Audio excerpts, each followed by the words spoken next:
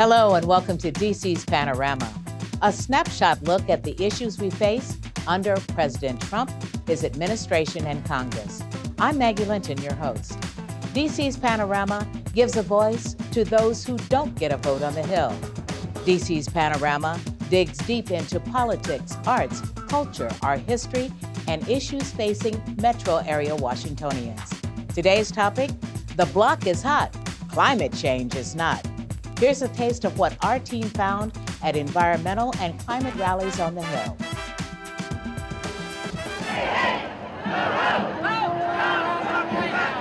Washington, D.C. is known as ground zero for protests of all causes. This year, the People's Climate March is different. Causes ranging from climate change to All Lives Matter were represented during the protest. I am here today for environmental justice. I am here to fight for a future for everyone on this planet because I'm afraid the way the world is going right now. Within the first 100 days of Donald Trump's presidency, protesters of all causes have gathered here in D.C. to march forward. Today's People's Climate March is welcoming all groups supporting a cause that President Trump may not. Food is kind of the intersection. It's something that we all need for sustenance, and then it's also has huge effects on our planet, on the people, on our health. It depends on immigrant workers. It depends on fair labor, which usually doesn't happen that well.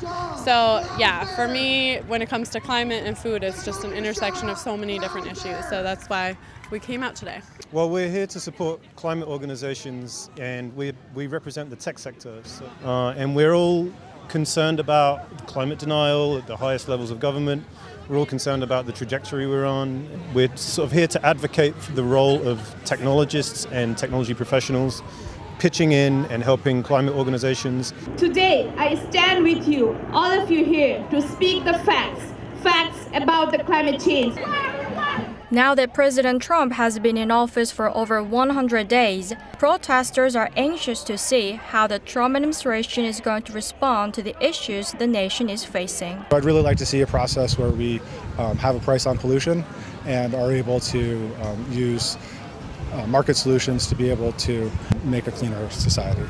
In terms of the climate, he can promote renewable energy, he can promote small and organic agriculture, he can understand and promote immigration rights and the farm workers who fuel and feed our nation.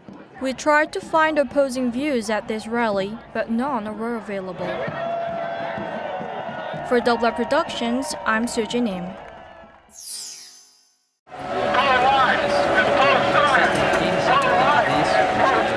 Scientists, engineers, researchers, and supporters from all over the nation came together to march for science. Thousands of people gathered at the Washington Monument for a nonpartisan movement, and many marched to defend the role that science plays. You can't have anything in this world without somehow relating it to science. Supporters at the march would agree that science relates to all. However, President Trump's proposed budget cuts say otherwise. In his 2018 budget request for Congress titled A New Foundation for American Greatness, Trump proposes a 31% budget cut to the Environmental Protection Agency and a nearly 11% cut to the National Science Foundation. Not only does this affect major agencies, but also outside research engineers like Patricia Gunderson. Just the idea of devaluing intellectualism, devaluing actuality and facts is very, very frightening. And it seems so counterproductive. I mean, he's a guy who really wants the United States to prosper. And we prosper with science. We prosper with technology. We prosper by being inclusive. When you start defunding sciences, that just affects everybody. Whether it's the health sciences, you could be affecting lives in a negative way, or computer sciences, then you're hampering all of our technological development. Information technology is also a key proponent to our national security, and without research, that may provoke a question about our nation's safety. So the question is, do the sciences and politics mix? We absolutely have to preserve science. We have to preserve access to scientific facts. And I think we're under huge pressure to eliminate that, to limit access. And that is just galling. That is against every grain that's American in me. I understand that there's people saying that politics and science shouldn't match. And I agree, they should not.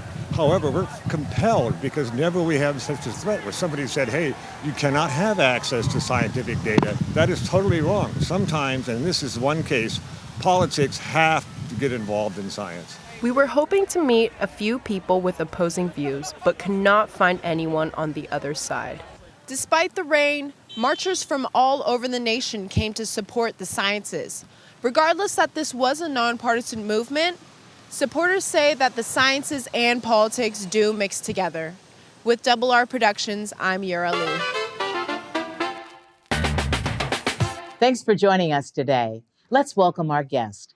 Sabine O'Hara is Dean and Director of Landgrant Programs for UDC's College of Agriculture, Urban Sustainability, and Environmental Sciences or Causes. Kieran Kennedy is the Associate Legislative Director at the Sierra Club, our nation's largest environmental organization. And finally, Ilissa Ocko is a climate scientist at the Environmental Defense Fund, which finds practical solutions to the world's environmental challenges. And boy, do we have environmental challenges right now. Thank you all very much for joining us. Let's begin with the challenges. We have a president and a mostly majority Congress that is in complete denial about what's going on with our environment. What do we do? Let's begin with you. What do we do? Well, that's a big question. But, to me, it's such a puzzle because in our school systems, at our universities, we have been promoting evidence-based knowledge. We need to collect data, we need to analyze it, we need to observe, and that's how we draw a conclusion. We've been focusing on what we call informational literacy, right? How do you distinguish between good sources and poor sources of information? Fact and fiction. And it seems to be all out the window. And all of a sudden, evidence-based doesn't seem to matter anymore.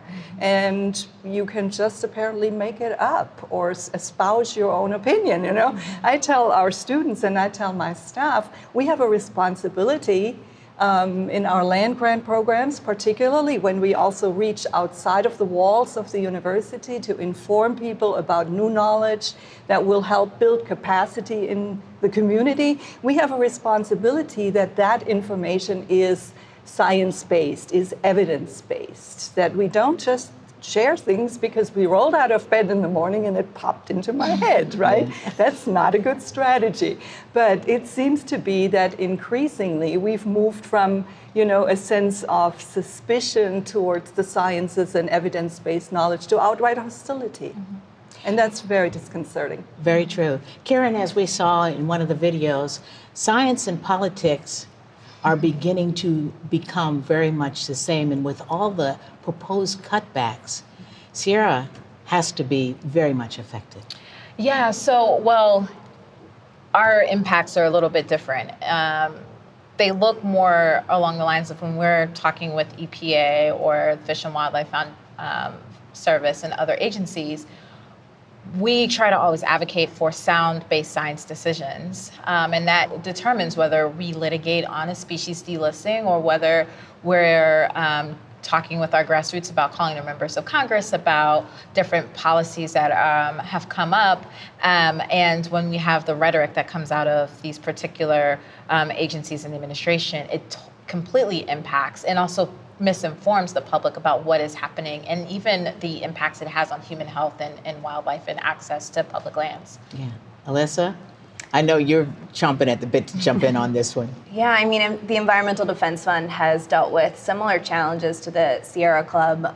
It changed sort of how we position ourselves in the environmental community instead of being the ones to drive changes to really make progress in environmental action. Now we're finding ourselves having to defend actions that are being taken away. So instead of advancing science, advancing action for a lot of environmental issues, now we're taking a more defensive role, and it's really sad trying to protect things that will save so many lives and are just being threatened.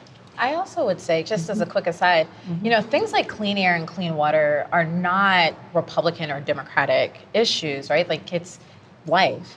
And we're moving into an era where those things have become polarized. Like if the other side suggested as needing to be protected, then the other side is like, no, that's not necessary. And so it's inserting a problem that wasn't there essentially before. And neither is the environment separate from humans, Exactly. right? I mean, we're part of the whole ecosystem, the whole planet, and last I checked, that's our home, right? We depend on clean air, on clean water, on high quality food to keep our bodies moving and keep healthy. And so this dichotomy that has been set up between the environment and I don't know what, it's just really very strange to me because it sounds almost as if the environment were something that we can separate ourselves from, and that's somehow separate from humans. And that's not the case at all. We are absolutely an integral part of the entire global ecosystem, and we're dependent on that ecosystem to function so we can, as human beings, have healthy and productive lives. And if that's not the case, then I don't know what's going to happen to the economy either. Right? There's a big misconception that people think environmentalists just care more about the trees and, let's say, a worm than we do humans. And that is absolutely not the case. I care about the environment as much as I care about humans. It's the whole thing together that I'm really trying to protect and trying to make sure we have as best of a future as we can. The thing that I find most amazing is I can remember being in Los Angeles, say, a couple decades ago, and they really had orange warning days where you could not even see down to the valley from up in the hill area. And we forget that the whole world is interconnected. The air they may be breathing in China today may be coming our way because there are no boundaries for water, for air, for the things that we drink or eat. There can be protections out there, but there are no borders. And so we must realize that it is a worldwide problem, and we have to keep our sustainability going in a positive direction. And doesn't it seem kind of strange that we seem to have come full circle? Yes. I mean, I remember those days when we protested against air pollution, water pollution, and we made some good progress. And it's really very disturbing to me that now we seem to be rolling it back. And at a time when we should be doing the exact opposite, because now that there are more people on this planet than ever before, we should be far more concerned about the health of the ecosystems that sustain human life, because there's more pressure on the ecosystem just because of the sheer numbers of us. I think that's what made the Paris Climate Accord the thing that was so amazing and beautiful, is that we finally got every single country, I think, except for a very small few, and for them, those few felt that it wasn't strong enough. What's the real story with Nicaragua? They thought it wasn't strong enough. Exactly, because they're so far ahead of everybody else in the world that they said, why should we go backwards? Why don't people come and do what we do? And we hear the name Nicaragua, and everybody thinks, oh, no, why would we want to be like that? But we should be going toward it, but the administration is taking us away from even that. And that is, almost turning our back on our world partners, right? Like everyone came together and said, we will fix this, and we will come up with the solutions so that we can be neighbors and stewards together. And so for the United States to step back and say, well, wait a second, China's still polluting, or whoever they chose to blame at the moment that they decided to pull away from that, takes the spirit out of that. The good thing is, though, is local cities like DC and other places around the country have still committed to trying to increase the renewable production and making sure that clean energy jobs are available for its residents. So, yeah, and since as you were saying, it's such a global challenge because what one country does affects everyone. And that's why I think this is the biggest challenge of our time, because it is such a unique challenge in that it can be affected by so many different players in the game. And so that's, again, why the Paris Agreement was so critical in terms of getting everyone on the same page. And it is, devastating that the US wants to pull out of it. I mean, it's really unfortunate.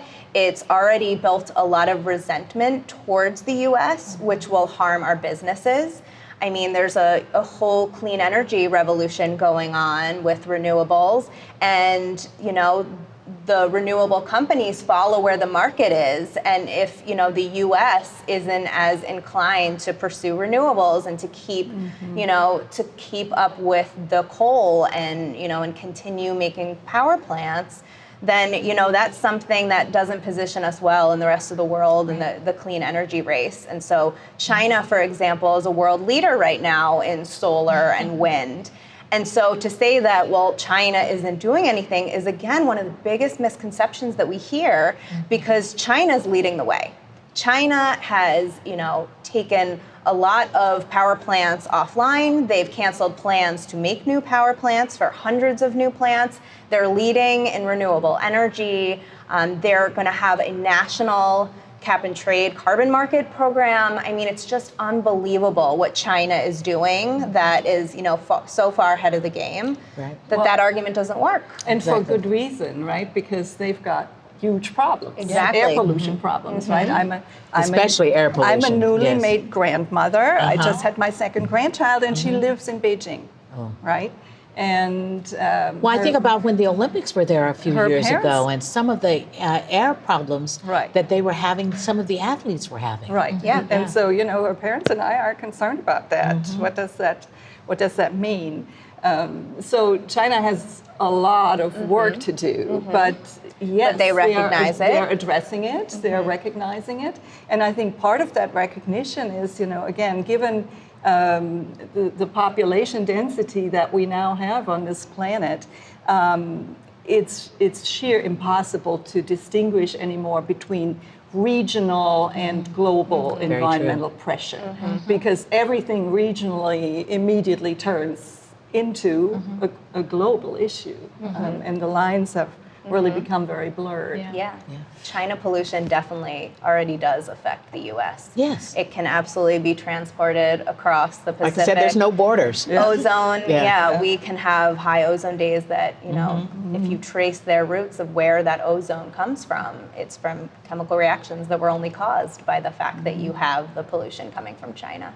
But the glimmer of hope that I have, and you alluded to that, right, is despite the fact that we have now left the Paris Climate Accords as the United States, nonetheless, individual municipalities, metro areas, and private sector companies are saying, whatever we came up with there, we're going to stay the course because this makes sense, and not the least from an economic point of view, right? And that even if we had stayed in, one of the things that we had already started seeing a little bit of that. Sierra Club has a program called Ready for 100, which was really ramping up to help cities across the country really be able to transition over to 100% clean energy.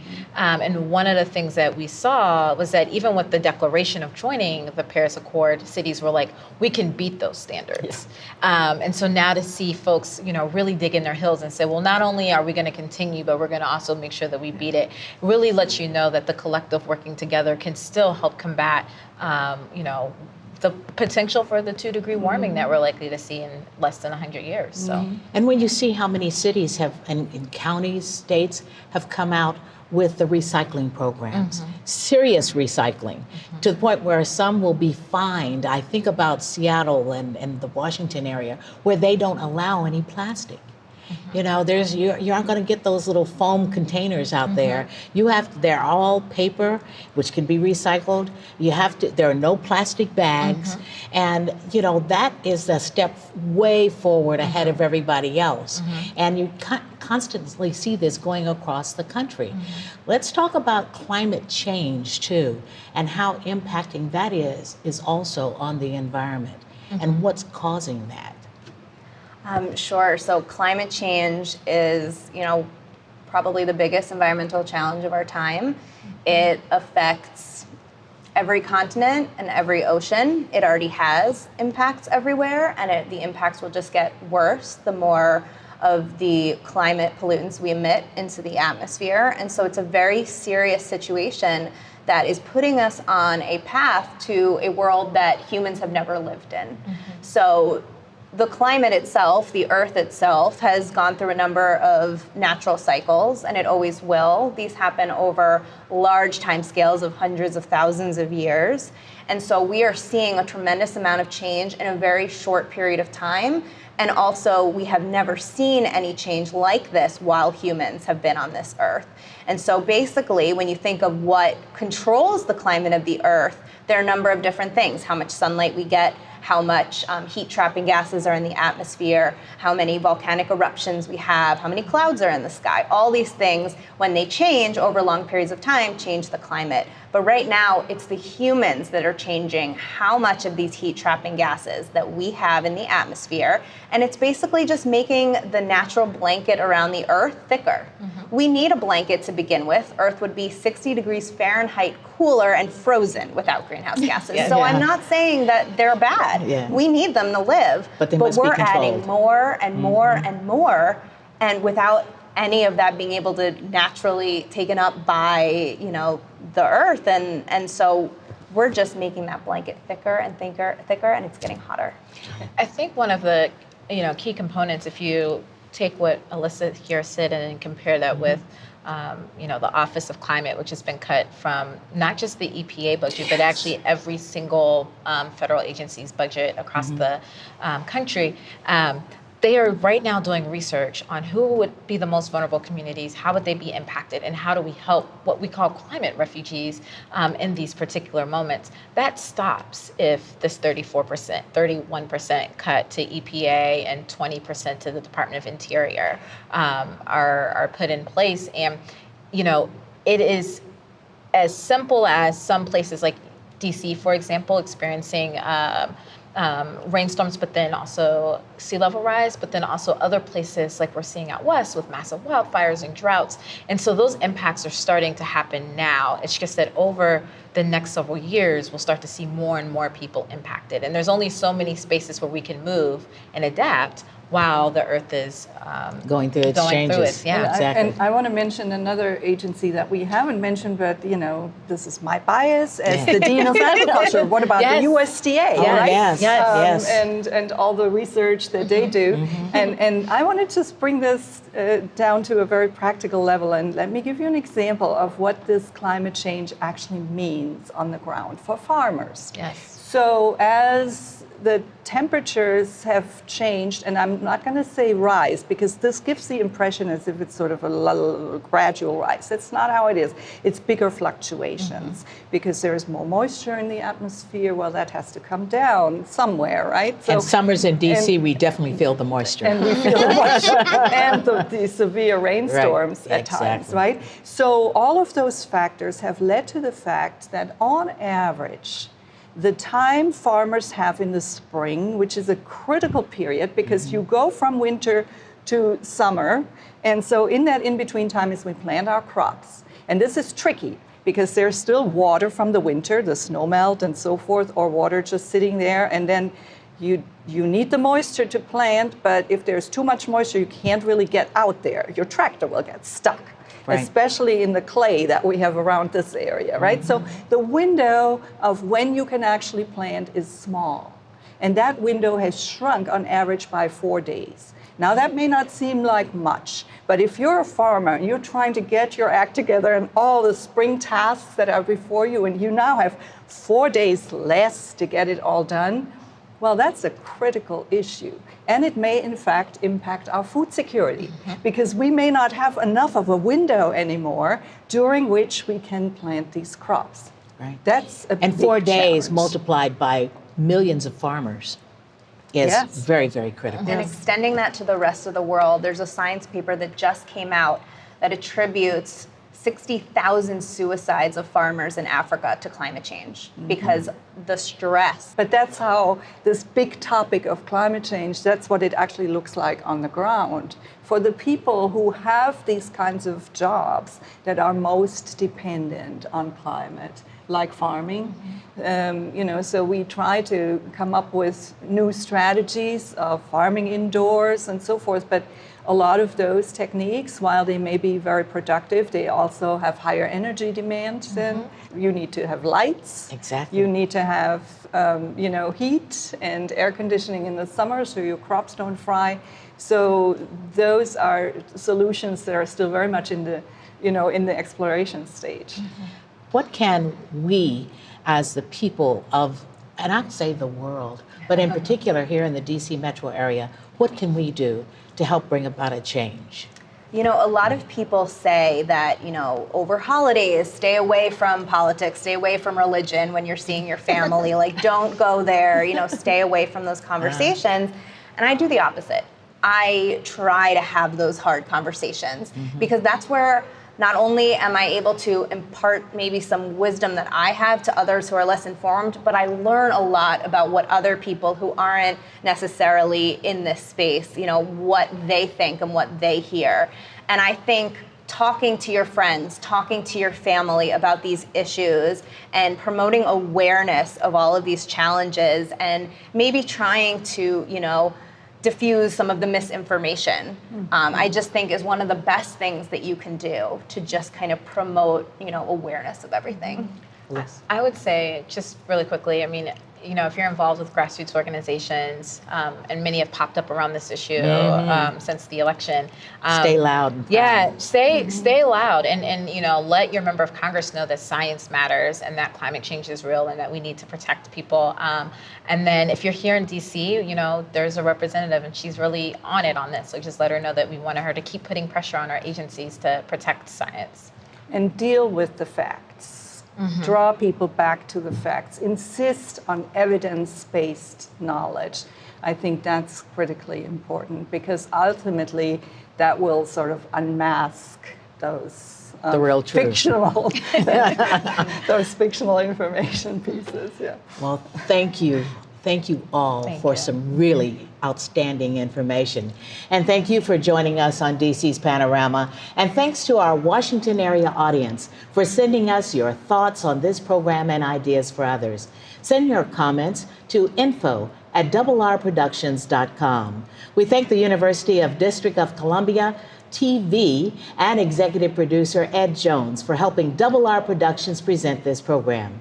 DC's Panorama, giving a voice to those who don't get a vote.